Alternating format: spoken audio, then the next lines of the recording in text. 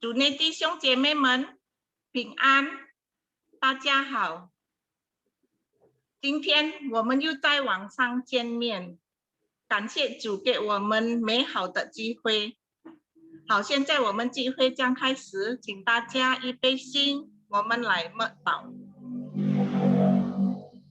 诗篇46篇，神是我们的避难所，是我们的力量，是我们在患难中随时的帮助。阿们。好，我们来唱诗。耶和华，你是我的神。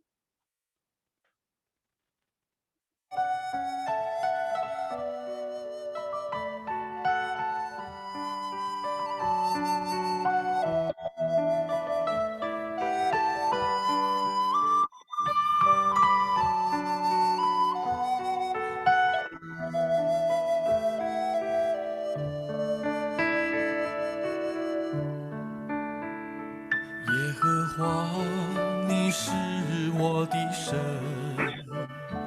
我要时时称颂你的名。你是我的盾牌，是我的荣耀，又是叫我抬起头的神。纵然仇敌围绕攻击我，在你怀中必不怕遭害。你是我的神，我所依靠的，你同在是我全然的神。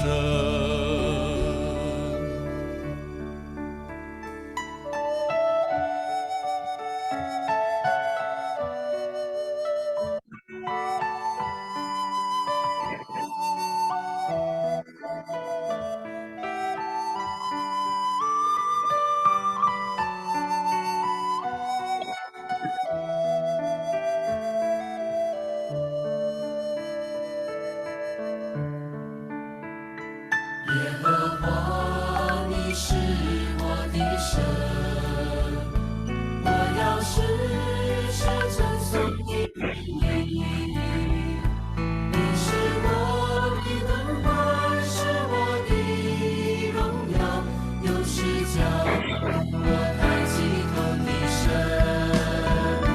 纵然仇敌围绕攻击我，在你怀中必不怕遭害。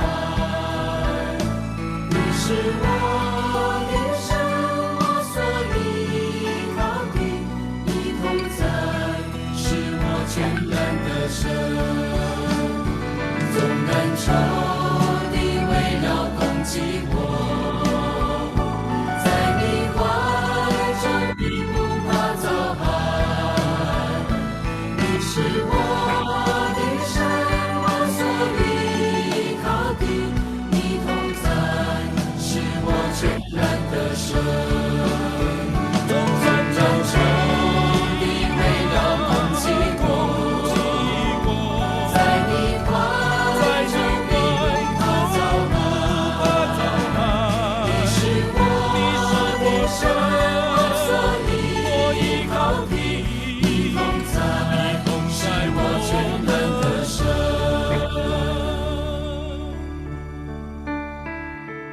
你是我的神，我所依靠的，你同在是我全然的神。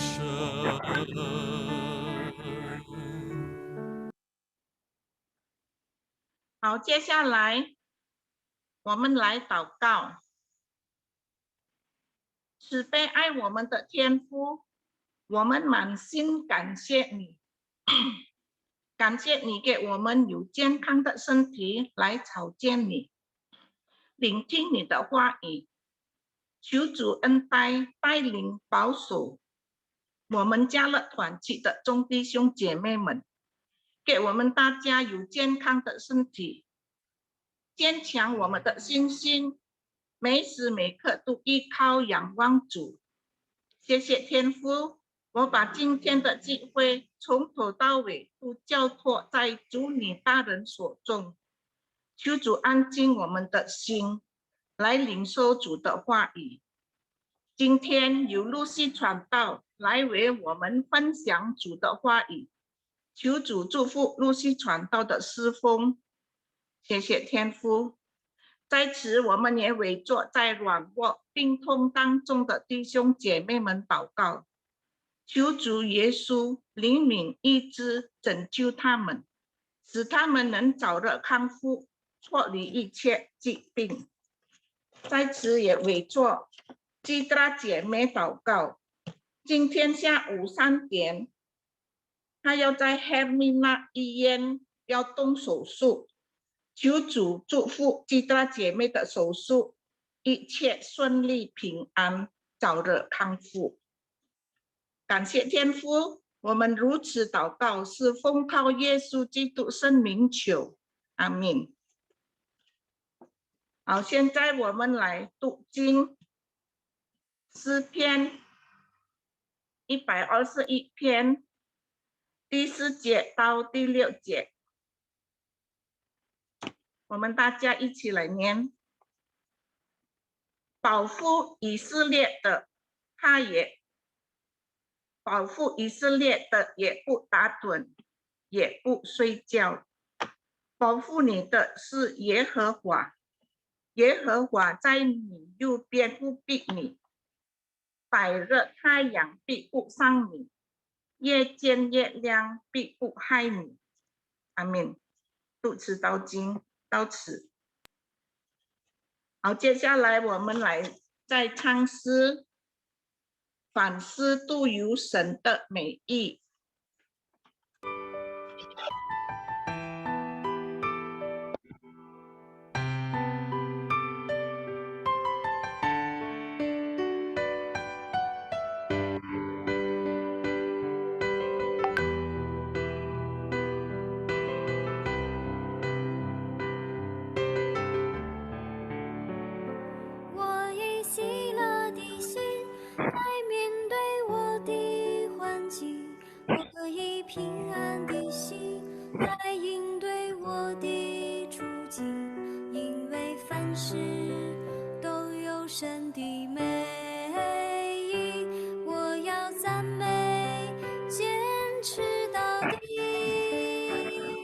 我以盼望的心来面对我的失望，我以积极的心来战胜我的沮丧，因为凡事都有神的美意，我要感恩称谢到底。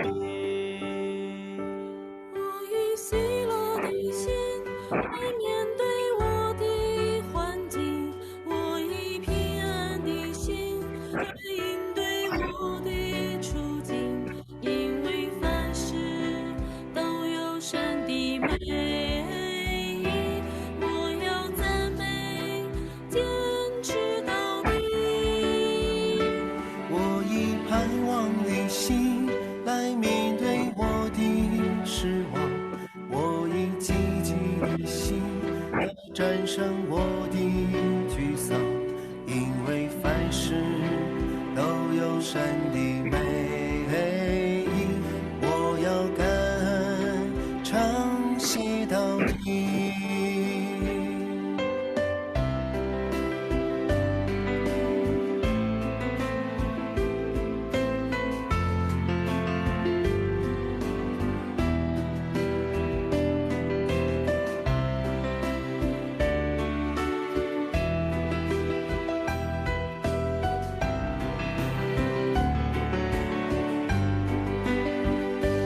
我以喜乐的心来面对我的环境，我以平安的心来应对我的处境，因为凡事都有神的美意，我要赞美，坚持到底。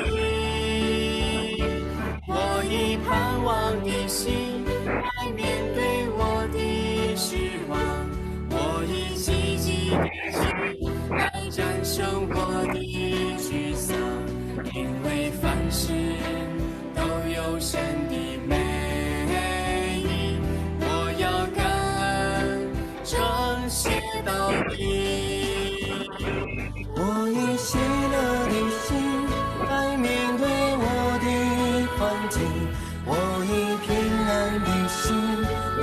应对我的处境，因为凡事都有神的美意。我要在内坚持到底，我以盼望的心来面对我的失望，我以积极的心来战胜我的沮丧，因为凡事都有神的美意，我要跟唱写到底，我要跟唱写到底。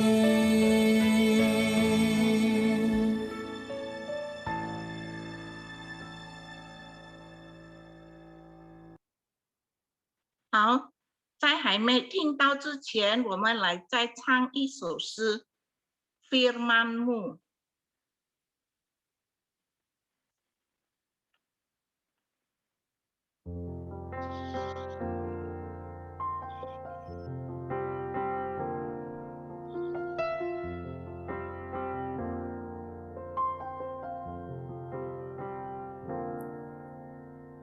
Firman-Mu, pelita bagi kakiku, terang bagi jalanku. Firman-Mu, pelita bagi kakiku, terang bagi jalanku.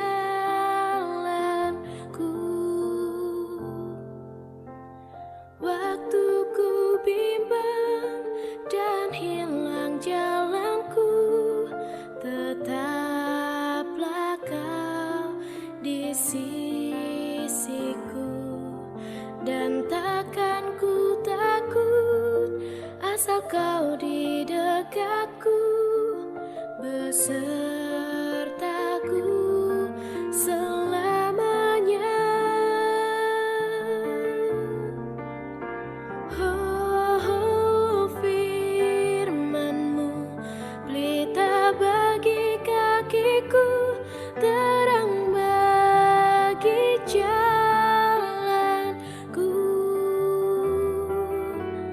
Firman-Mu, pelita bagi kakiku, terang bagi jalanku.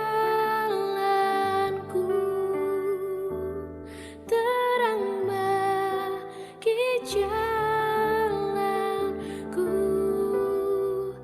terang bagi jalanku.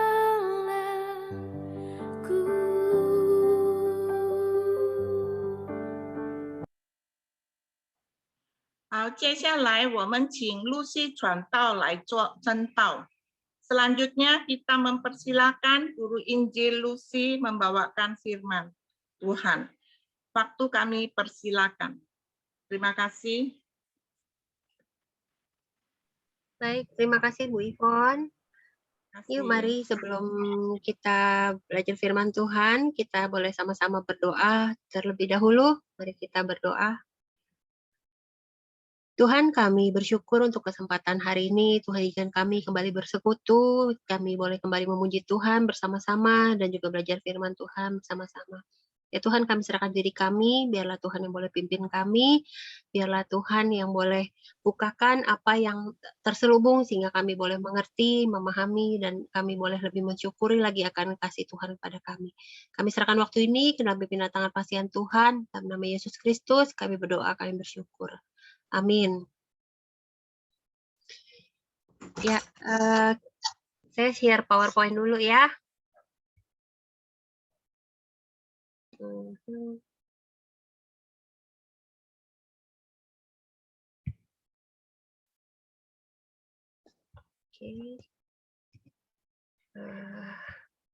Tunggu ya, sebentar. Share screen.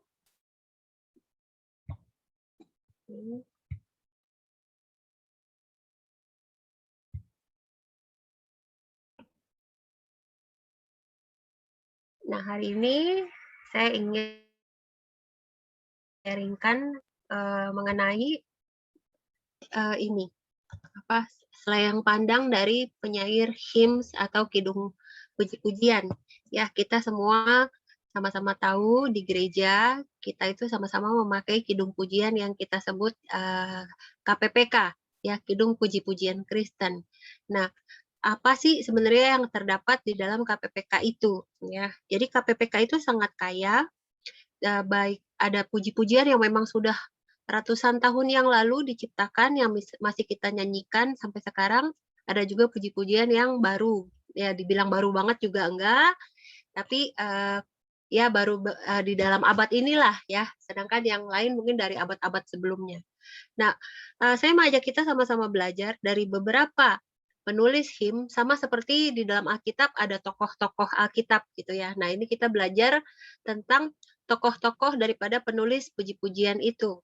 Ya, bagaimana mereka mempelajari firman Tuhan, bagaimana mereka menghidupi akan firman Tuhan di dalam kehidupan mereka yang bisa menjadi pembelajaran kita sebagai anak-anak Tuhan, ya. Yang pertama saya ingin memperkenalkan seorang wanita.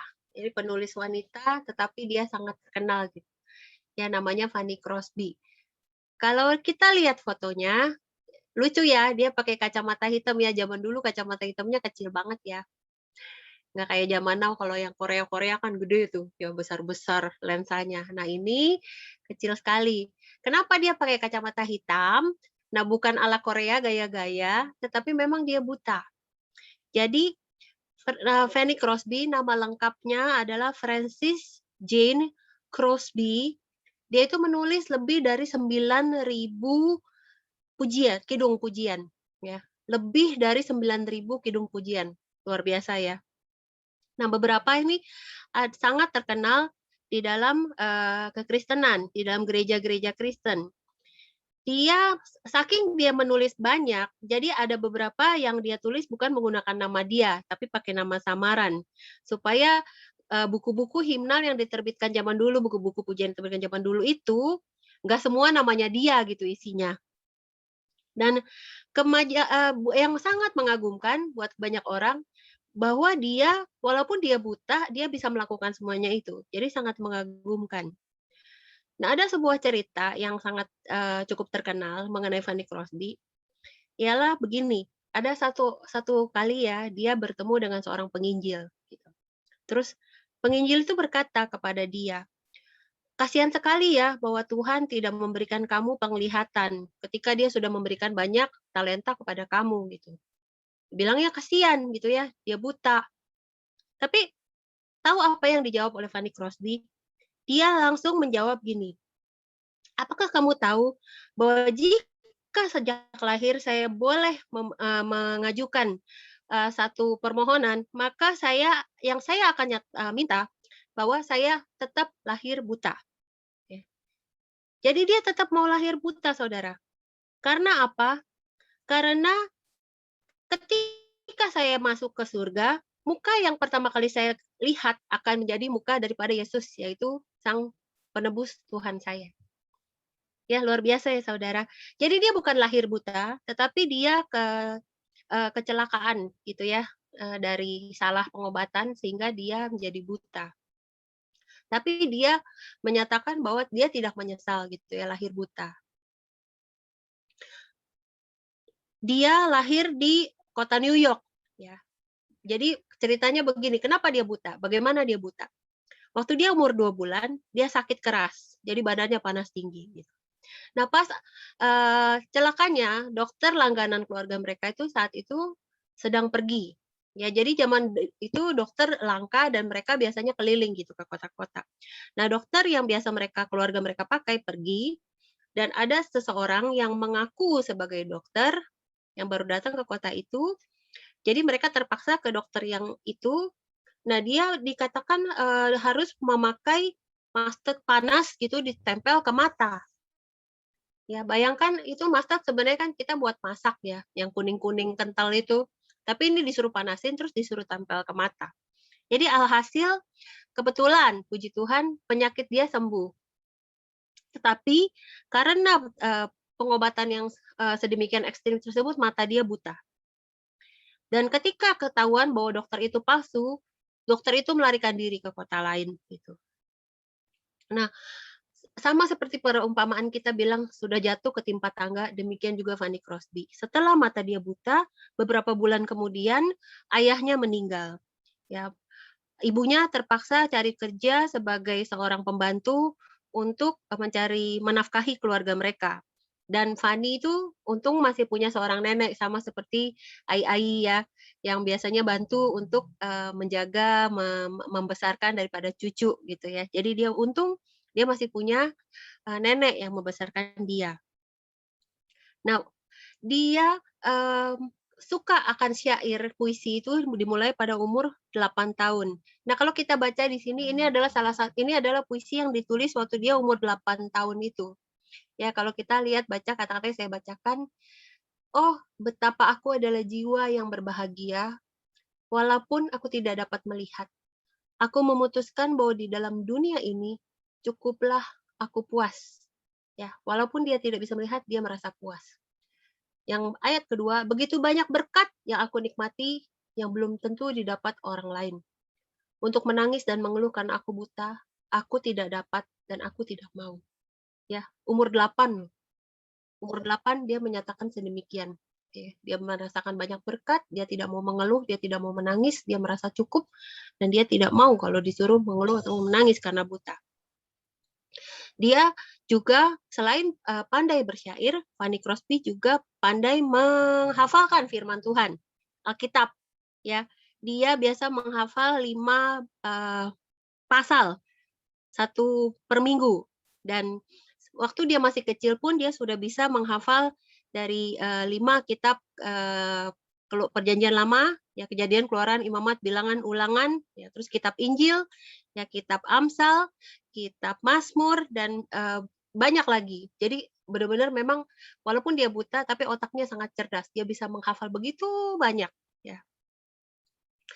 Dan puji Tuhan ya, akhirnya berbalik gitu ya situasi dia. Walaupun situasi tadinya dia mungkin selalu mengalami kesusahan, mendadak dia beruntung gitu ya. Jadi waktu dia berumur 15 tahun, ya dia bisa orang tuanya, ibunya berhasil mendapatkan uang yang cukup untuk mengirim dia ke sekolah untuk khusus orang buta di New York, ya yang baru saja didirikan. Dan di sana dia tinggal selama 23 tahun. 12 tahun sebagai murid, 11 tahun sebagai guru. Di sana dia juga bertemu dengan jodoh yang menjadi suaminya, namanya Alexander Van Alstine Junior. Ya, ini cinta bersemi gitu ya. Tadinya murid ini pria tersebut, tapi kemudian akhirnya menjadi suaminya dan kemudian mereka mengajar bersama-sama di sekolah tersebut. Nah, kehidupan Fanny di sekolah bukanlah kehidupan yang mudah ya. Dia sempat dilarang untuk menjalani hobi berpuisi, bersyair, karena kepala sekolah menganggap itu gangguan gitu untuk dia belajar. Tapi untungnya mereka didatangi oleh seorang ahli yang menyatakan bahwa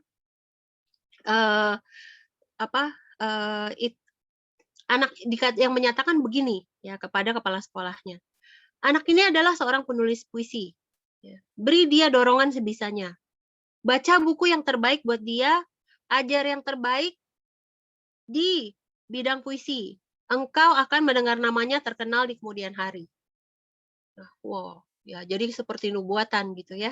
Ajar dia sebaik-baiknya, nanti dia pasti terkenal di kemudian hari. Jadi benar, ya Fanny Crosby benar-benar terkenal di kemudian hari dan kepala sekolahnya memang akhirnya mengizinkan gitu ya dia boleh meneruskan hobinya berpuisi. Nah, kalau kita lihat berikut, dia sebenarnya punya banyak kerjaan gitu ya. 1 minggu dia harus memberikan 3 puisi untuk lagu dan kadang-kadang 6 sampai 7 per hari karena dia sangat terkenal. Nah, kalau kita lihat di dalam KPPK kita ya saya tulis judul-judulnya Jaminan Mulia 199, terus Mulia Bagi Allah 26, Janganlah Kau Tinggalkanku KPPK 286, terus 241 Tuhan Yang Pimpin Jalanku, dan masih banyak lagi sebenarnya kalau saya tulis semua khotbah saya nggak selesai gitu ya. Ya, jadi saya mengajak kita sama-sama melihat, mencoba, mengenal gitu ya daripada Fanny Crosby ini. Karena dia sebenarnya pintar ya, bahwa dia bisa menulis, pujian yang sangat rumit gitu. Tapi karena sasarannya adalah untuk orang Kristen yang biasa-biasa gitu ya, seperti kita yang memang bisanya nyanyi yang mudah-mudah, dia menulis, pujian yang sederhana, yang biasanya bisa dipakai juga untuk KKR gitu. Dan dia terus menulis syair puisi sampai dia berumur 95, panjang umur ya, sampai 95 tahun. Ya. Dan dia, menulis, sampai benar-benar, satu dari tulisan dia yang terakhir ya, dia menulis begini, bahwa engkau akan mencapai ujung sungai suatu hari nanti sampai bertemu lagi. Ya, jadi buat dia itu kehidupan itu sama seperti sungai yang kadang berombak, kadang tenang gitu ya. Tapi dia yakin bahwa suatu hari dia akan sampai di ujung bertemu dengan Sang Penebus, yaitu Yesus Kristus. Dan makanya dia katakan sampai bertemu lagi. Nah, saya mengajak kita sama-sama menyanyikan sebuah pujian yang Fanny tulis ya, Jaminan Mulia KPPK 199. Kita coba ya.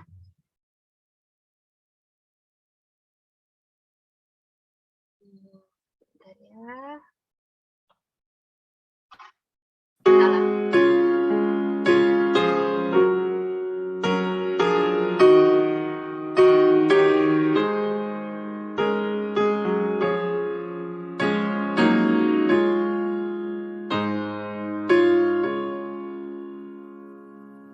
有思乡平安如江河。 Oke.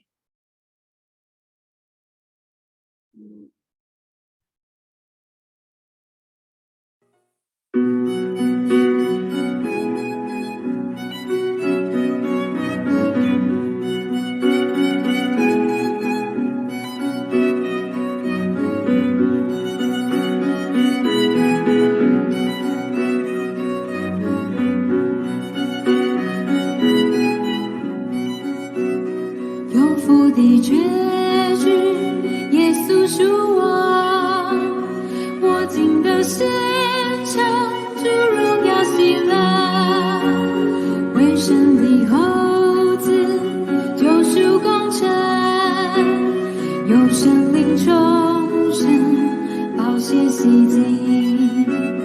这是我欣喜我的诗歌，赞美我救主昼夜长河。这是我欣喜我的诗歌，赞美我救主昼夜长河。完全的顺服，快乐无比，有福的意象现在我心里。天使带信息由天而来，报明主怜悯，述说主爱。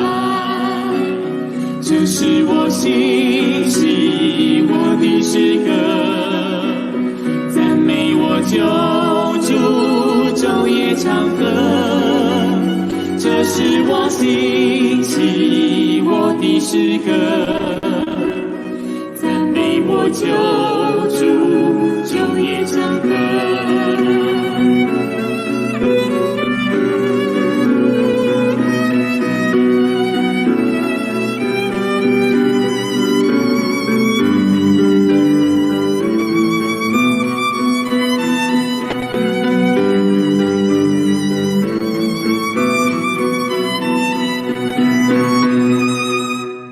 完全的顺服，完全安息，何等的欢喜！我在基督里，真心而祷告，等主回来，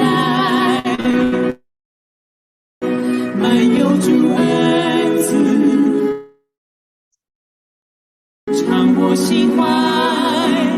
这是我欣喜我的的诗歌，赞美我救主，昼夜唱歌，这是我心希我的诗歌，赞美我救主，昼夜唱歌，这是我心希我的诗歌，赞美我救主，昼夜唱歌，这是我心希我的诗歌，赞美我救主，昼夜唱歌。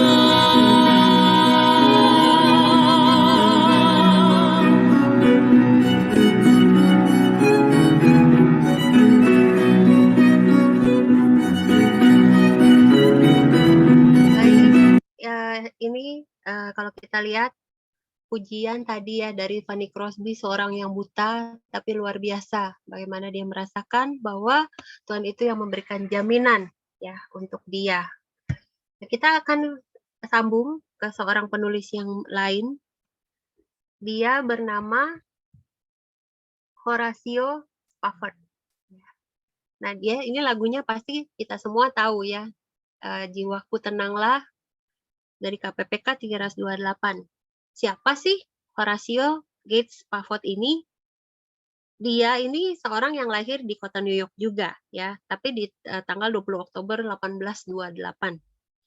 Dia terkenalnya di kota Chicago ya, bukan di kota New York.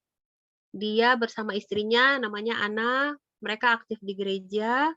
Mereka selalu membuka rumahnya untuk orang-orang yang datang berkunjung. Ya. Mereka itu sangat dipercaya oleh beberapa penginjil terkenal. Ya, kalau ada seorang yang namanya zaman dulu yang sangat terkenal, Dwight Moody adalah teman-temannya mereka. Mereka dikaruniai 5 anak dan cukup berada, gitu ya, banyak uang. Horatio ini adalah seorang lawyer ya atau pengacara, dan dia punya properti yang banyak gitu ya di kotanya. Nah, mirip seperti kisah daripada Ayub di dalam Perjanjian Lama, Horatio juga mengalami hal yang kurang lebih sama, bahwa tragedi demi tragedi datang menghampiri dia. Jadi ketika dia putranya yang berumur 4 tahun, ya Horatio Junior, dia cuma punya 1 putra. Meninggal mendadak meninggal karena sakit panas. Dan kemudian setahun setelahnya di tahun 1871 bulan Oktober ada kebakaran besar yang terjadi di kota Chicago itu yang sampai meluas hampir ke seluruh kota dan membakar akan semua properti yang dimiliki oleh Horatio. Ya, sungguh kebakaran yang besar karena hari itu sekitar 300 orang yang meninggal karena kebakaran. Dan 100.000 orang tidak punya rumah karena kebakaran tersebut. Tetapi walaupun dia mengalami kerugian keuangan yang sedemikian besar, mereka tetap berusaha menunjukkan akan kasih Kristus, sehingga mereka menolong orang-orang yang terpuruk karena kebakaran itu dan juga menolong memberikan tumpangan.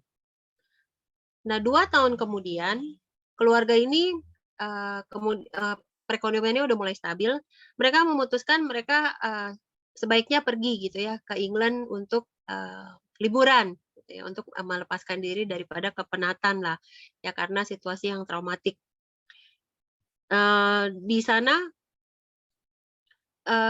akhirnya Horatio terpaksa pergi belakangan gitu ya, karena mendadak dia ada bisnis yang harus dia atur. Jadi dia bilang istrinya, kau pergi dulu lah ya bersama dengan 4 anak perempuan kita ya. Dan zaman itu belum ada pesawat terbang ya. Zaman itu ai sama asuk-asuk belum ada pesawat terbang, jadi mereka naik kapal laut. Jadi tanggal 22 November 1873 mereka mengarungi lautan Atlantik dengan sebuah kapal laut Ville du Havre. Saat itulah terjadi kecelakaan seperti kisah Titanic ya. Tapi ini bukan Titanic menabrak karang, tetapi menabrak kapal lain.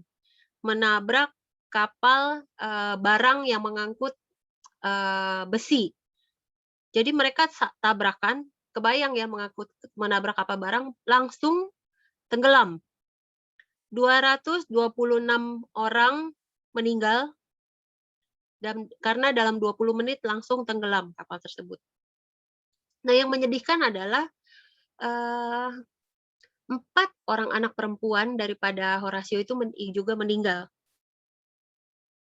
Yang selamat hanya istrinya sendiri, yaitu Anna Spafford. Yang dia ditemukan mengambang di kayu, dan dia kemudian mengirim telegram kepada suaminya menyatakan selamat sendirian. Ya, sungguh mengenaskan bahwa dia itu selamat sendirian. Bayangkan ya, 5 anak, yang 1 laki-laki meninggal duluan waktu kecil, terus langsung 4 mati tenggelam. Yang sisa cuma istri. Di saat kesedihan itu, ketika dia menjemput istrinya, di dalam perjalanan pulang di dalam kapal laut, dia menulis pujian ini. Ya. Dia menyatakan bahwa anakku, mereka sudah selamat, mereka ada di tangan Tuhan. Nah, kalau kita lihat pujian ini sungguh berkesan karena ini ditulis di saat dia susah. Di saat anaknya semua hilang, tetapi dia menyatakan apa? Jiwaku tenanglah. Ya, hatiku tenanglah, jiwaku tenanglah. Karena dia tahu bahwa semua anaknya selamat ada di tangan Tuhan. Nah, saya ingin kita sama-sama coba lihat pujian ini. Kita boleh sama-sama pujikan.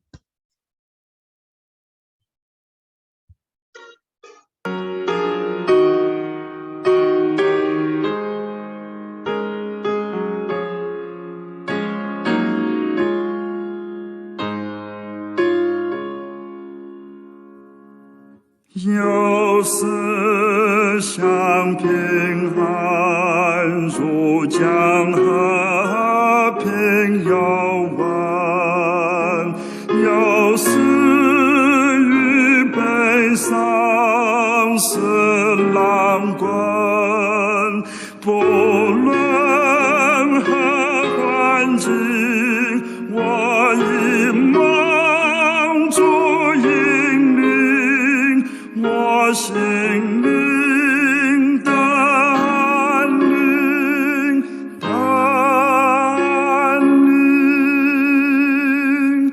我心灵的安宁，我心灵的安宁的安宁。撒旦虽来侵，总是连随来临，但我有确据在我心，基督已清楚我境况无人助，就为我流宝血救赎我心灵的安宁，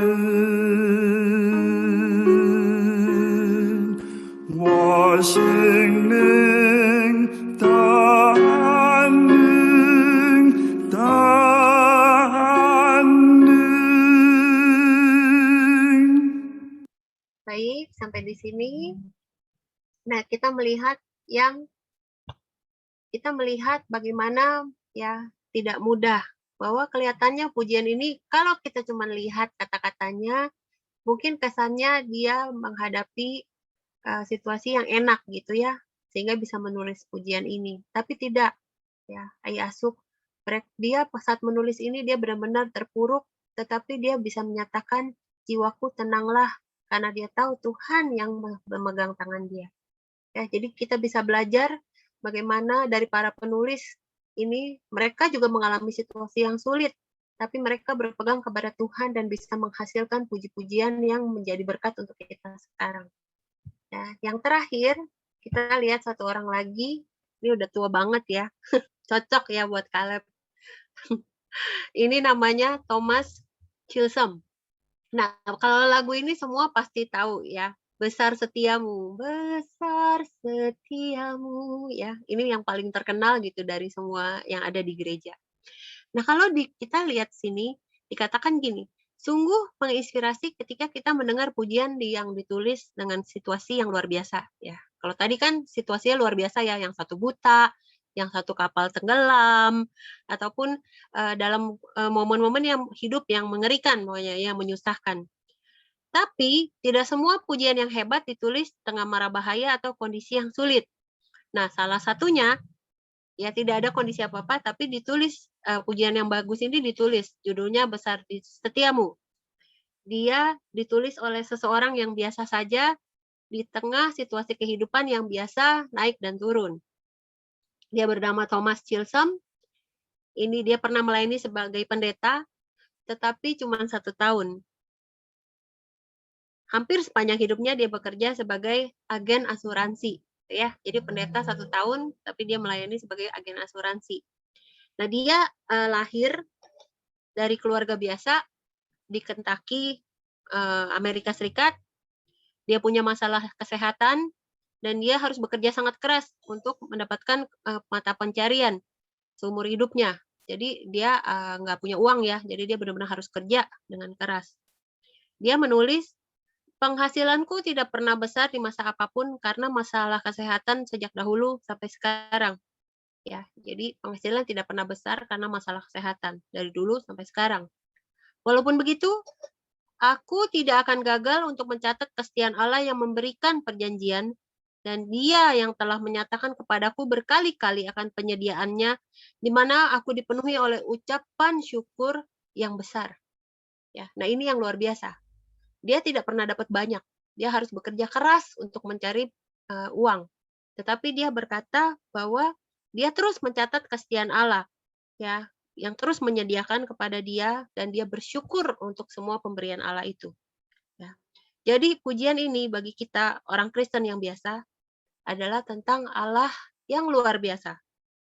Miskin atau kaya, kita semua bisa berkata, semua yang kuperlu telah Engkau sediakan, Tuhan, besar setiamu. Nah, mari kita sama-sama pujikan lagu terakhir ini bersama-sama ya.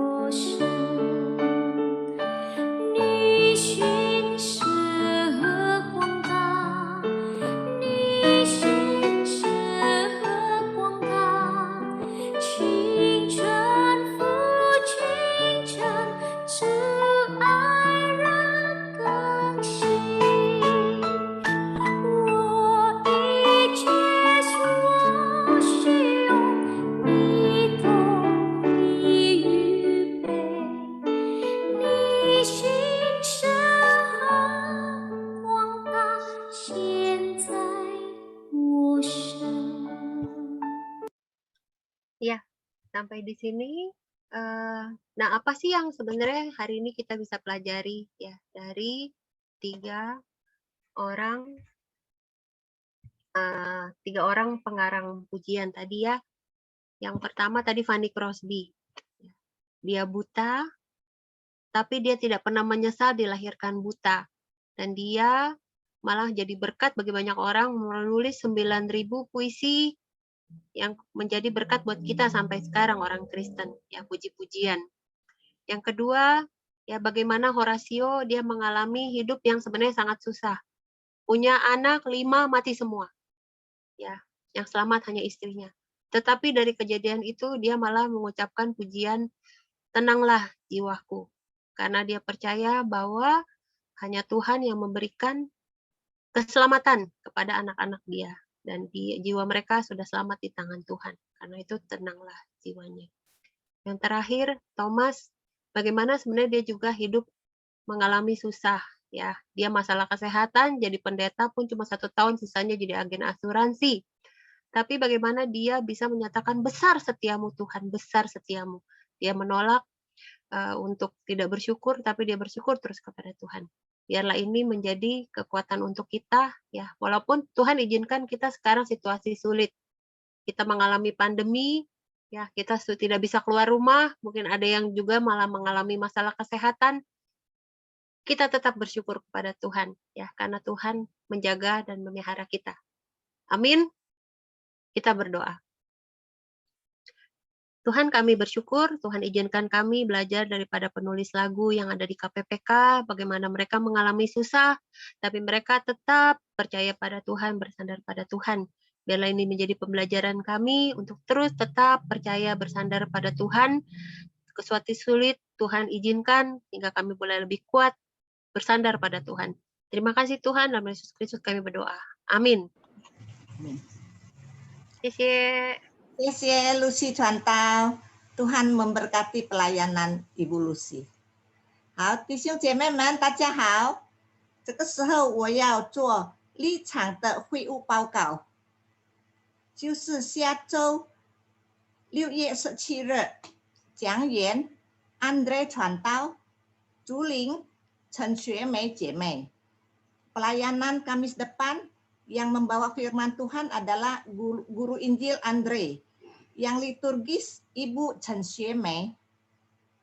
好，这个时候我们要请吴金松弟兄为我们吹口琴。Tibalah saatnya kita akan mendengarkan Saudari Cing Sung yang akan meniup harmonika. Waktu saya persilakan. 金松叔叔，请金松叔叔打开声音。金松叔叔还没有把声音打开，先把声音打开。可以了。可以。有了，可以。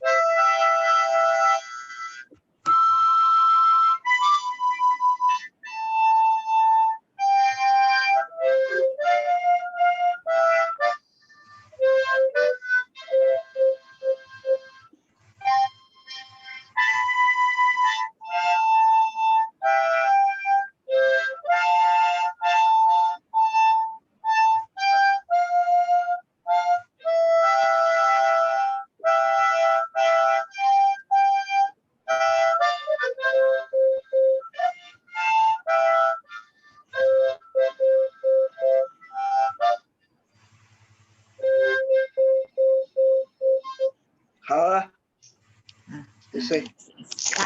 谢谢吴敬松弟兄，但愿主给你安康。好，这个时候我们要结束今天的家乐团契，我们请露西传道为我们做祝福的祷告。